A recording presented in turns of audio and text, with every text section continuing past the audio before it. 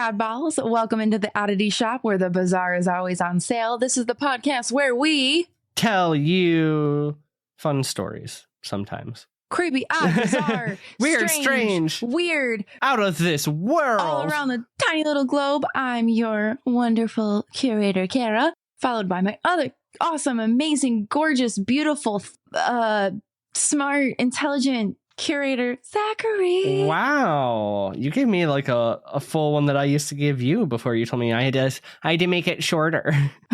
Sometimes you give me good ones. I figured I'd try. Dude, okay. Hey, how are you? I'm good. I would say I think you'll be proud of me, but I know I've already told you this a little bit. I know you'll be proud of me. Last weekend, I actually had a lazy weekend. And not just my usual saying I had a lazy weekend. I think I spent more time on my couch, and that, like, I'm going to say, what is it? 60-ish hours. Yeah, 48 plus 12. And you didn't feel guilty about it. And I spent more time on that couch than I have probably all year long. But I didn't. I did not feel guilty. I didn't put the kayak in. I didn't do shit. And it was amazing. Great. I ate pizza. I drank wine. And you found, well, this wasn't the weekend, but Monday you found a really cool place that you can go and be creative. Yeah. Yeah. So I got invited to go to this, it's called Studio Night at a restaurant near my house. And it's like a bunch of different artists can come and like work on their craft. And a friend of mine invited me to go so that we could, like, he was working on his art. I was working on writing a podcast script. I actually like sat next to somebody who does cryptid artwork. It was really cool, actually. It was a lot of fun. That's so cute. I love it. And I somehow got a whole episode written while still talking and eating. I love it. That sounds like a perfect weekend and a really good Monday. Like an after, terrible Monday because you got to go, and then you had a really great night. Yeah. I love it. Lots of fun. Well, I have some exciting news. You're pregnant. For Delilah, it's not that exciting. Uh-oh. Wouldn't that be funny if it was that?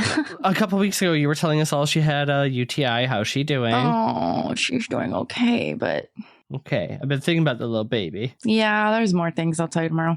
All right. No, I have exciting news. I think it's exciting, but Delilah does not think that it's exciting. What is the news? Delilah got a cousin. Ooh, who got a dog? Hannah? Yeah, well, the kids. Oh, what kind?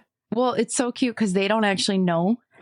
I met their puppy first. Ooh. Okay, what kind of puppy, though? It's a little cockapoo. Oh, that makes sense for them. It's cute. It's very cute. No, they went back for breeds and breeds and breeds, and that's not what they wanted. That is not what Hannah wanted. That is not what Sean wanted, but I guess that's what the kids decided on. And it kind of just like they found it is so fucking cute. His name is Barley. He's so fucking adorable. Aww, and he came over. So cute. He came over. And Delilah was not happy. Oh, yeah. She is so used to being the attention. She's a baby. Yeah. But she's not even a dog. She thinks she's a child. I wonder why. I know. But will you help with that? But he was so cute because he's like puppy. He's only 12 weeks. So he's trying to play. I love that you say that I help with that. When every time I come over to your house, I get yelled at if I refer to her as a dog because she is in fact your child. I know, but you spoil her and you're always like, oh, my baby. Okay, Delilah. Well, I only get to see her once every few months. I know. So you help. Why did that do that? I don't know. For those that obviously are not here with us, my screen just like gave me a thumbs up and a bubble. And I have no idea.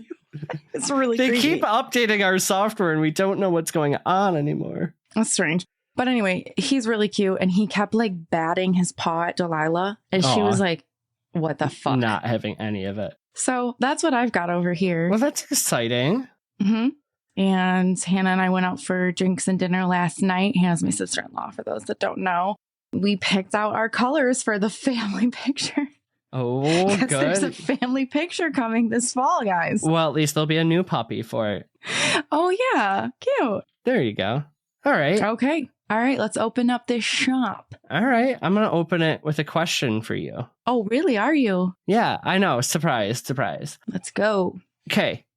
It is the year 2024. We have been hunting creepy, weird, strange, bizarre things for many, many, many years. Why the fuck are the only pictures we have of blurry Bigfoot, aliens, UFOs, and cryptids all fucking blurry? Why? Because they don't want to be seen. But how do they make it blurry? Dude, because they're extraterrestrial. They have powers. They have mind control.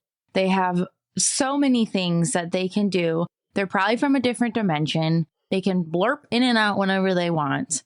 Okay.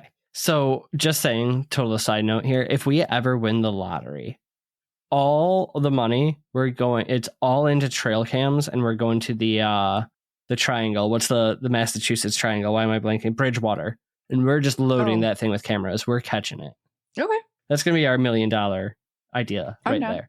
Okay. Anyways, though, this episode is not about Bigfoot at all, but it is about one of the things I mentioned. It's going to be a UFO episode. I had to think of all the things that you like. I'm like, okay. I could tell by the way you're staring. This is, though, not just any UFOs. I have 3 stories that all feature our great, wonderful state of Michigan. So, yes. So with that being said, though, Michigander listeners, or even non-Michigander listeners, add some more to this story. If you got them, write them. Oh, yeah. Yeah, cool. So I was talking about how, I went camping. I was in the middle of nowhere. I was driving around Michigan, and obviously you're camping. We spent half the time looking at the sky. I just kept thinking it'd be so sick if I saw a UFO. I didn't. But what would you do if you did? I mean, I would freak out. Although I think I'm pretty sure I saw one, and I had that actually for the end, a little teaser. Oh, sorry. But I freaked out when it happened. So, all right, I'm going to give you a little teaser of each one, and then we're going to go through the kind of the deep dive into what I think, from all the research that I did, are 3 of the either biggest or strangest UFO. In Michigan? Yep. Okay. Important distinction when we're talking here. We're talking UFOs. We're not talking aliens. So just because all we know is unidentified flying object or UAP, right? This just brings me back to when Tenny was like, but if you identify it, then it's not an unidentified flying object. I know. And then if it lands, it's identified. So then it's not an unidentified flying object. It's just an object. Okay, so we're going to talk about 3. Well, let's see how many. Only one of them lands. So 2 UAPs, unidentified aerial phenomenon, and 1 just object. Okay. Okay, perfect. So Kinross, 1953. We've got the strange disappearance of a fighter jet. In 1966, in Washtenaw County, we have aliens or swamp gas. Mm-hmm. And then we got Lake Michigan, 1994. And if you know anything about Michigan UFO history, that's all I need to tell you, because that was a wild spring. Okay. Which do you want to hear first? Disappeared fighter jet, aliens, or swamp gas, or Lake Michigan, 1994? I actually think that I want to hear the fighter jet because it sounds familiar, but then I actually don't know if I know it. So let's go. Perfect. So no more of the stories above, we've done a lot of things on the ground in Michigan. We're going to the skies. So before we get into the story, I do have to give you a little bit of Michigan background here. I thought you were going to give me a disclaimer. I'm like, oh. No. I found the coolest website. So not only is Michigan one of the top states for the most coastline, we are one of the top states for the most alien incidents or UFO. Give me that first sentence again. Not only are we one of the states with the most coastline. Oh, okay. Got to rub it in because people always forget about us here. We might be landlocked, but we got coast. But yeah, so we also have a lot of weird shit happening in the sky. So according to statistics from New Fork, or the National UFO Reporting Center, Michigan ranks number 9 in terms of states with the highest number of UFO UAP reports. And this is over the course of 4 decades they've been tracking, with over 3,700 incidents in those 4 decades. Now, that is only reports received by New Fork. So that does not count anything that has not been given straight to them. And they're really cool. So they've been around since 1974. They were founded by a UFO investigator, Robert Gribble, and they aim to receive, record, and corroborate reports as they can, along with providing all of the info to the public so other investigators can get in and collaborate together. So it's this is fun. Can we work there? I know, right? It's similar to MUFON and Project Blue Book, but they just make everything public. Yeah, I want to work there. So yeah, no, it seems super fun. So one of their biggest policies to distinguish themselves They summarize all the data. They make it all available online so that other people can kind of like jump in and corroborate and, investigate, which I think is actually cool. So everybody save in your little smartphones or whatever right now, nuforc.org, where you can report your own sightings, or you could read through sightings from every state. I got lost here for like hours. What is it? Say it to everybody one more time. nuforc.org. Got it. All right. Everyone else got it? Oh, it's cute. All right, so I gave you a little background. We know there's a lot of weird shit happening, so let's go over to Kinross. And this is November 23rd, 1953. I'm going to set the stage for you. Are you ready? Get off the New Fork website and pay attention. It scared me. Oh my God, it like lit up. Oh yeah, and especially Michigan. Okay, so. Oh my God, okay. What day are we going to? I don't remember. November 23rd, 1953, and I'm going to set the stage for you. Pay attention. Thank you. It's a dark and stormy night, Kara. Way up in the UP, over Lake Superior. Okay. We're near the edge of the Upper Peninsula. Right on the border of Canada, there sits Sault Ste. Marie, which is actually where we just were for Paracon. Okay.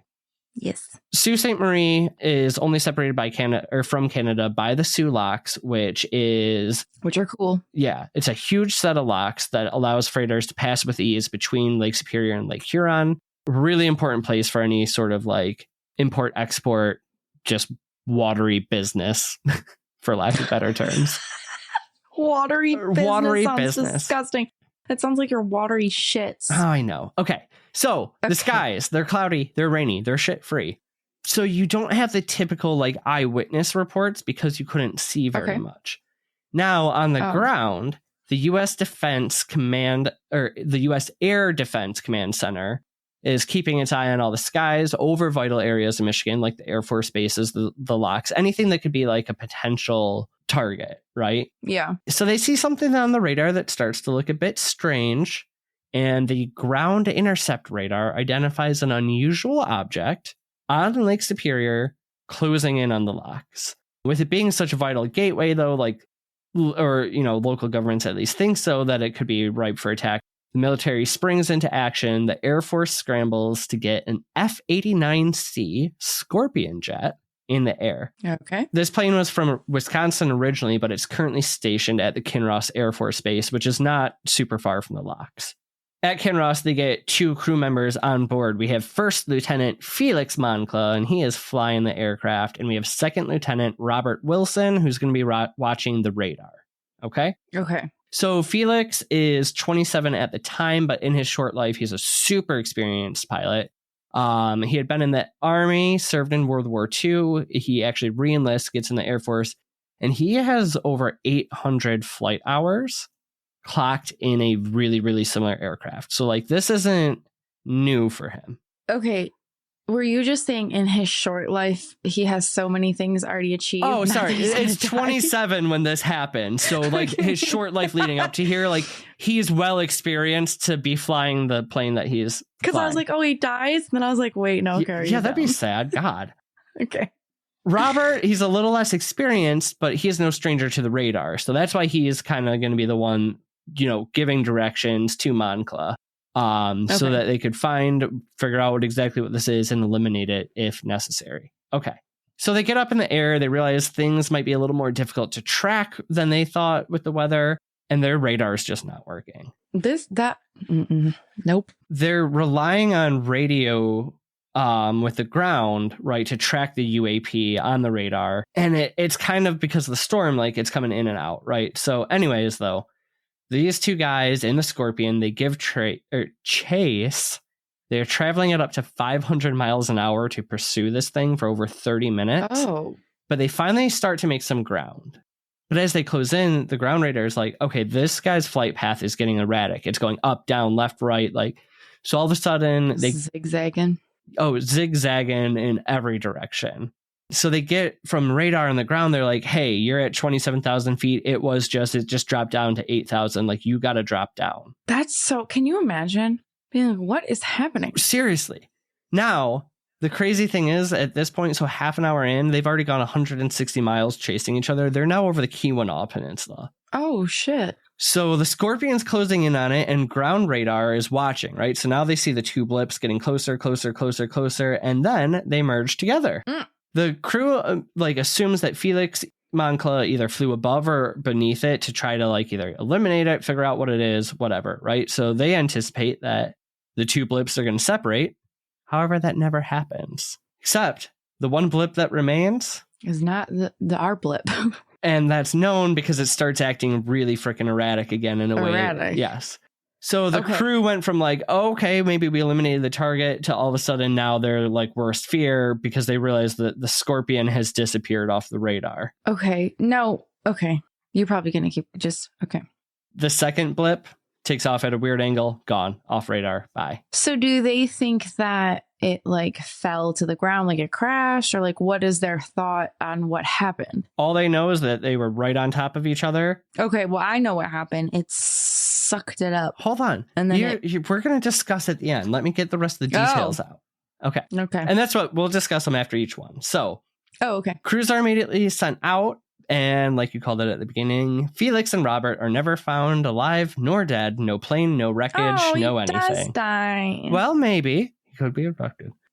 This is where it gets weird, though. I hope he's living a life, a nice life somewhere else still. He's probably still alive. The Air Force makes its first official announcement stating that the jet vanished after it was followed by radar until it merged with an object over Keweenaw. Okay. And then, as our government does, a short time later, they retract that statement, change the story, and the new one says that the radar misread the scope and that the Scorpion had originally completed its mission, identified the object as a Royal Canadian Air Force plane that had gone off course that evening. And afterwards, Moncla must have gotten such bad vertigo that he just crashed. Which is, okay, a good theory. Did he have Mr. problems Air with vertigo? No. No. Did he have fits of vertigo in the past that we could just say that, or we're just... No. And to make it better, Canada's yeah, bro, we had no Canadian Air Force flights that night. Sorry, your story doesn't, work. Okay. Good on them. So then in the 70s, when they're doing Project Blue Book, which is when people were looking into all the government records of aliens. Remind me what year this happened again? This was 1953. That's what I thought. Okay. So now we're in the 70s. Yep. Cool. So we're in the 70s now, and Project Blue Book. So we're getting a lot of UFO investigators really digging into things using freedom of information to get, stuff. Cool shit. And investigators discover that there is no mention of this mission at all anywhere. It's been completely expunged from official records. Well, I mean, duh. Yeah. There's nothing even in the case files that would closely parallel it, that they could have written it off as something else. Okay. Now what are you thinking? What I thought before? That they were abducted? Okay. So here's the thing. They were either sucked up by a beam from the spaceship, and then it was just removed, and they were just plopped somewhere else completely different, just so that they could just be stop chasing me. I don't have time for this. I'm just going to plop you somewhere else, teleport you somewhere else.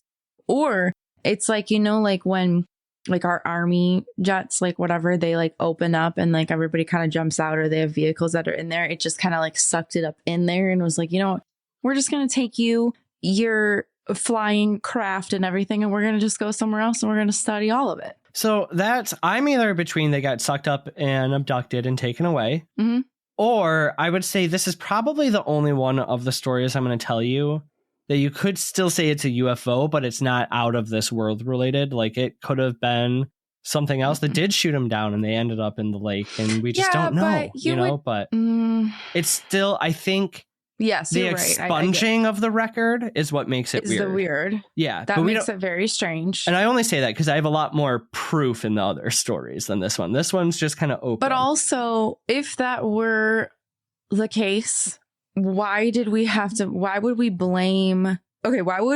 retract our statement, come up with a new theory, put out a new statement, and blame Canada, and they're just yeah, no. Yeah, and then they just, after that, they're screw this, we're just going to get rid of it from the record. Yeah, and obviously, if it was an error or something on Canada's part or something, I'm just saying, yeah, you probably would be yeah, no, that's not true. We had no crafts out that day or whatever. So I do understand that. But then, yeah, to just eliminate the whole story, everything altogether, it makes it a little shady. That's always the weird part for I think both of us, for government related things. It's like, if you're just... Because the other thing is up there, yeah, the Sioux is a big thing. Kinross Air Force Base, sure. But there's nothing else that would be like of interest to like spies or military. I mean, that we know of, but yeah. That we know of. True. Very true. Okay. So I do understand where you're coming from, but I think that they were just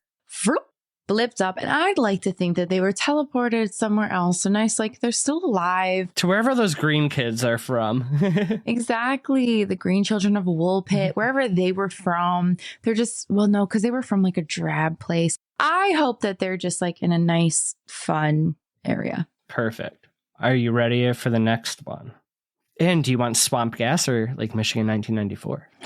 The swamp gas kind of makes me mad, so let's save that for last. Okay. Lake Michigan, 1994, is the largest UFO sighting in Michigan's history that occurred over the course of 200 miles. And I bet you can guess where. It's the 200 miles on Lake Michigan shoreline. So if you want a good, by the way, one of the biggest resources I use on this one is the new seasons of Unsolved Mysteries. I think it's season... You 3, did tell volume me 3. Yes. Okay. So it starts on March 8th, where multiple individuals start to call to report to the news and the police reports of UFOs all along the Lake Michigan shore. What everyone is describing is really, really similar, and they describe a type of flickering light, but it's a chain. So a lot of people are saying it resembled like a large string of flickering Christmas lights with 5 or 6 objects along it, all cylindrical in shape, emitting different colors of blue, red, green, and white. Like, basically imagine if 5 flying saucers are tied together on a long tether and it's all Christmas light-ish. That's exactly what I was thinking. Right? This is in 94. Yes. Were you even alive? Yeah, I was 1 year old. In fact, it's coming up on my 1-year-old birthday, so... Or I was 5. That's because you're so much older than me.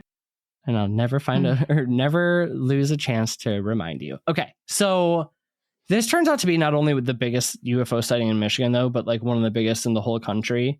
So it started March 8th. Over the next following days, hundreds of phone calls are made to 911 dispatchers.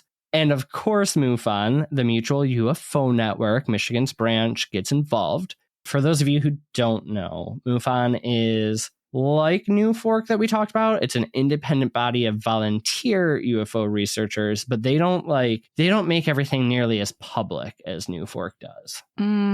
Is there like a reason? I think they're just more of like just like hobbyists. So New Fork is like, hey, we're gonna gather all the data and present it to you.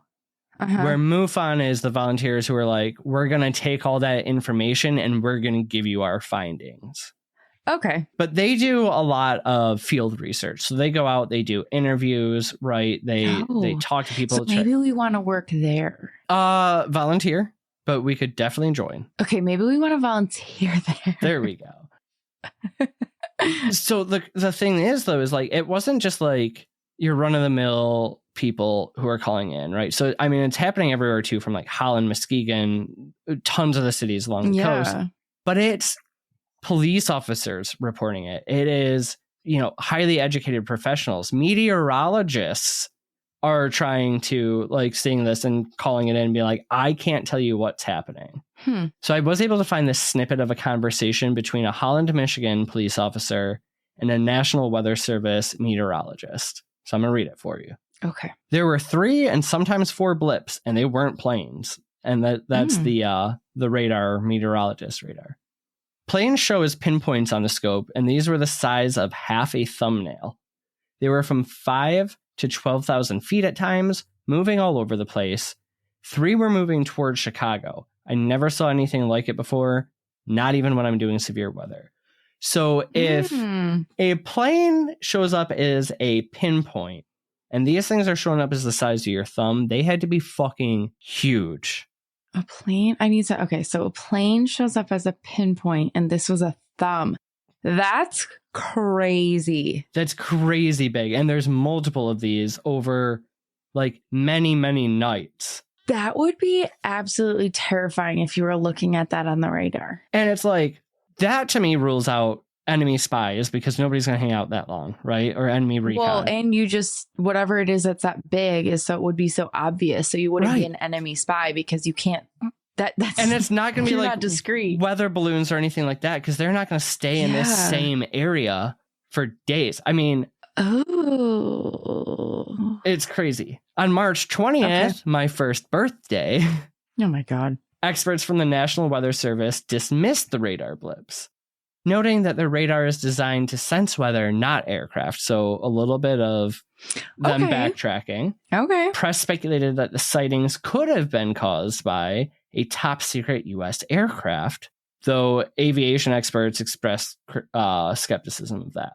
Because, like, if this is a top secret stealth aircraft, why are we lighting up like a Christmas light for literally, I mean, if hundreds of people are seeing it, thousands or hundreds are calling it in, thousands are seeing it. Right. That's not discreet. Right. Now, one psychologist did say from around that same time that he believes that the phenomena is less grounded in reality, but more of a social contagion. Or basically a group hallucination, which to me, like... so like the mass hysteria, mass hallucination? Yeah, but it's too vast of an area. So, like I said, though, MUFON comes down, they get involved. They actually start interviewing people on March 20th, my birthday again. Maybe this is where I came from because I used to tell my family I was aliens. This is true. This is probably why... And I was about 5 when I would talk about the aliens that were living in my laundry room. Right? See, this is when it all happened.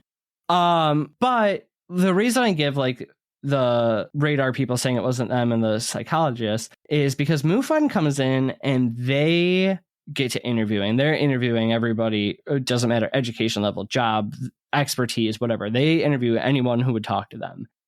And they found the stories were all too similar to really say it was a hallucination because you would have slight differences. I never can get down...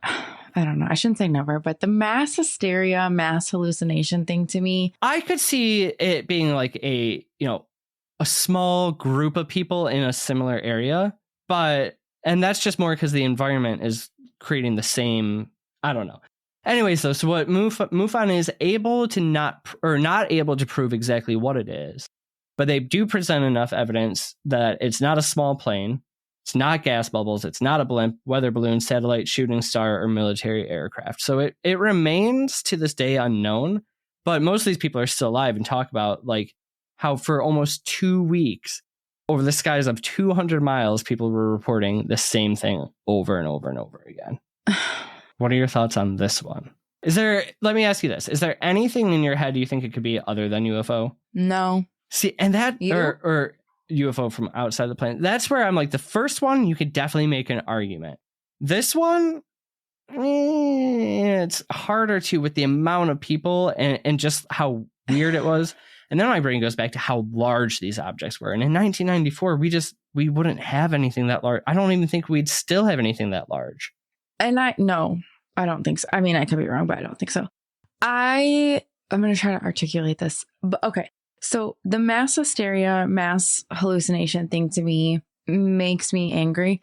And it only makes sense when I feel like it's like, I'm trying to come up with like a solution or like a thought. Like, do you know what I mean? Like, it only makes sense to me in like certain scenarios where it's like, I don't know, Jimmy, somebody down the street, I don't know, they thought got robbed, whatever. And then I can't even give you an example. And then the whole neighborhood goes into this mass panic because they're like, I've been robbed, so it has to be Jimmy. And then it's like that type of thing. Let's go for an episode that we had, right? Like the UFO over Zimbabwe, where MUFON was also involved. That is, a lot of people tried to say that was mass hysteria, and that would be believable just because of the scale. It's that small. This scale of this is too big. What's the episode? This is what I thought you were going to say. What's the episode that you covered? And it was like wasn't a mass hysteria. She was sick. What was that? The toxic lady, where they thought everyone else was getting sick. Yeah, it was all psychosomatic. That makes sense to me, though. Yeah. That type of that I can understand that. This does not. This is stupid to me to be like it was mass hysteria or a mass delusion. That's stupid. So that's stupid. We're in agreement that this one's pretty much alien, right? 100%. Okay. So now you have homework for story number 3, aliens or swamp gas. So we did 1953, we did 1994, now we're doing 1966. And we're going to a farm in Dexter, Michigan. And on the night of March 14th, locals start to see strange lights in the sky moving at insanely fast speeds. But it wasn't only over this farm. It then traveled over to Hillsdale, where college students in Hillsdale start to report these lights flying over their dorms. Very similar to the 1994, over the next few days, reports are coming in to all sources. They're calling the sheriff, the news media, and more. And people begin to notice these lights reoccurring. But this isn't like a string of lights like the last one or anything. This is just one ship. One county sheriff who saw them with his own eyes called it the strangest event he had ever seen, which is like, you know, I'm sure a cop in the middle of Michigan has seen some weird shit. We know how it gets in those rural areas. Holy shit. Again, on March 20th, my birthday, although this time I don't exist. I just love all the alien stuff happening then. It's finally observed to land in a swamp not far from that first... a fucking alien. I am. Not far from that first farm in Dexter Township. And one of the locals had this to say. It was sort of shaped like a pyramid, with a blue-green light on the right-hand side and on the left, a white light. There, I could see no antenna or porthole. The body was like a yellowish coral rock and looked like it had holes in it. Sort of like if you took a piece of cardboard box and split it open, so like corrugation. And that's truck driver Frank Manor. He told this to WDIV TV, Channel 4. I like how he's just described as truck driver. Right? So Manor goes into the swamp, and he said he got about 500 yards off the thing with his son Ronald. So he's actually seeing it landed in the swamp when he's describing these lights. Now, funny enough, that's a really similar description to a UFO that last podcast on the left just covered, of one that landed in Europe, though, but that pyramid shape with the lights. So it's something we've seen before. Yep. So the sightings keep coming in all week long, and our 1966 newsboy Walter Cronkite starts reporting on it in the national news. So this gets the attention of then governor of Michigan, not yet President Gerald Ford, and he demands that an investigation is started. So in comes, and you may have heard this name before, J. Allen Hynek. Does that? Yep. So Hynek is a consultant for the Air Force. He's sent to investigate a lot of these unidentified sightings. He is one of the biggest contributors to Project Blue Book. And he was hired because he originally approached UFO reports with a great deal of skepticism. Like, he didn't believe in any of the shit. Yeah. The thing is that, you know, before that, he had been behind a desk, right? So he starts to get in the field and investigate. Not just this one. This is kind of when he was still up and coming. He starts reading all these accounts and meeting people. And as he gets out into the field, he's like, I think there's actually something more to this. Okay, so it's important to note, before he gets to Michigan, he was a huge skeptic. He goes in with a skeptic mind, but after years and years of research, he is a full-blown believer. Okay? Yeah, and I think that people do not put that in an account, that he wasn't a believer at first. He's very skeptical about it. And I think a lot of people gave him shit because he did just have that desk job. Like, what do you know? You're just behind the desk for whatever. Right. So, and honestly, if you look into between the 50s, 60s, and into the 70s, most of the biggest, like, well investigated things, Hynek had his name on it at some point. Like, he's a huge source. It's a badass. So he did say, here's a quote from him: "The witnesses I interviewed could have been lying, could have been insane, or could have been hallucinating collectively. But I don't think so. I just don't think so after the amount of time I've spent with them." So this is in... he's so cute. Like, that's the so nice. Start of his book, The Hynek UFO Report. They could be crazy, but I just don't think so. Hynek goes on to become such a believer, right, that he creates the classification system for alien encounters. So the close encounters of the first, second, third kind, that's Hynek. Yeah, that's so cute. So he arrives, though, in Washtenaw County, Michigan, March 23rd. And at first, he's kind of not really believing that anything is that strange. He kind of comes up with what he thinks is a tidy explanation for it, right? Or a possibility. Yeah. he kind of thinks that flares of swamp gas are bubbling up from these swamps, creating aerial phenomenon. Okay. Mm-hmm. So it's not really widely accepted. And on March 25th, he gives a press conference where he says, it's rotting vegetation, it's gas, blah, blah, blah, blah, blah. Okay. So the gas of all this degrading matter basically releases during the spring thaw. And he was just giving a theory. He wasn't saying this is what it is, correct? He's saying this could be a possibility. Yes. Okay. At this time. Yeah. Okay, so things get kind of weird again, though, because now there's hundreds more sightings of the strange lights moving at insane speeds, erratic patterns, way too far off from the swamp. Mm-hmm. And these locals are used to seeing the swamp gas. Well, right. So it's like, this isn't, what would make this just all of a sudden transpire like this? Right. That's like the weird part. The thing is, though, is where Hynek usually would continue on with the investigation then. Nope. Swamp gas. No matter what, it was always swamp gas. He just stayed firm that this one was swamp gas. Now, there's another gentleman who comes in the picture, and his name is Harry Wilness, which I think is a fun name. It's fun or just disturbing? I don't know. He claims to say that he has a little bit of an insider knowledge of some things going on at the time. So he was a teacher at the time of the event, but he spends basically the rest of his life trying to figure out what the hell happened. Okay. And so he's done a ton of research and tested the swamp gas explanation. So he's gone on to make swamp gas, explore swamp gas, record swamp gas, and put that towards what people were saying, right? Because he's spent most of his life and he's like, it doesn't add up. It can't be this. And this is why he wanted to refute it so bad. So one afternoon, not long after the sightings start, he spends several hours with Hynek looking for evidence. And they also have a sheriff with them. Oh. They all head back to the office together. And Hynek tells the sheriff at that time that he still doesn't have an explanation for the sightings, which is important to note because then literally the next day he's like, it's swamp gas. Okay. They're back at the sheriff's office. And Wilness says this. We got a call from Washington, D.C. Hynek stepped out of the office, took the call.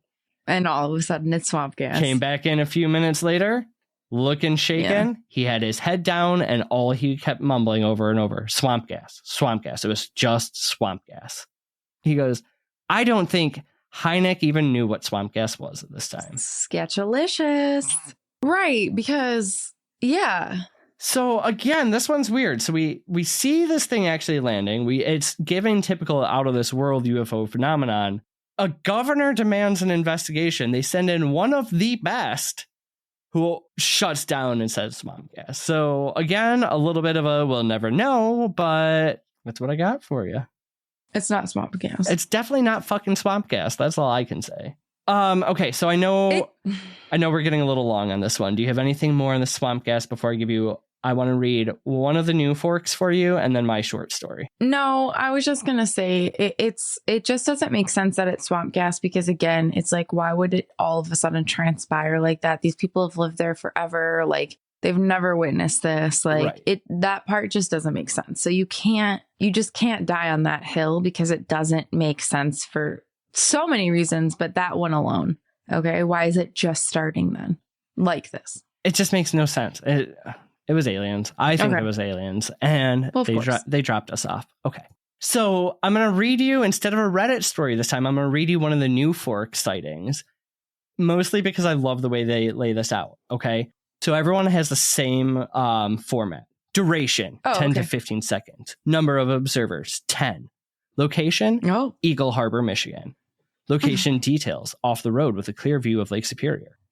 Shape, oval, color, orange. Estimated size, 20 feet, difficult to tell. Viewed from land. Direction from viewer, west. Angle of elevation, 10. Closest distance, 1 to 2 miles. So they give a ton of information when you how do people know all this? I know, right? Estimated speed, 0 miles per hour when stationary to faster than a shooting star. All right. So it goes on. This is from July 2nd of this year. There's almost one a day. Oh. We saw an oval pear-shaped craft 1 to 2 miles away that had an extremely bright orange light on it. The craft was roughly 1 to 2 miles away, about 1,000 feet above the water. I couldn't tell you the color of the craft due to the fact that it was night and the light was so intensely bright. But the shape was distinguishable due to the fact that it seemed to illuminate the entire craft. Stationary above the water, with the light illuminating the air between the craft and water, almost like a laser. After 10 to 15 seconds of aiming the light over the water, it strobed up the shoreline like a lighthouse. When the light hit us, though, the craft quickly accelerated away, disappearing within 2 seconds.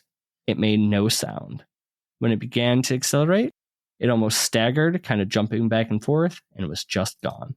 I spent hours on Newfork's website, dude. All of them are like this. There's so much detail. I want to start investigating Michigan UFO stuff. We need to make our own group, the Oddball UFO Society. Well, let's come up with another name.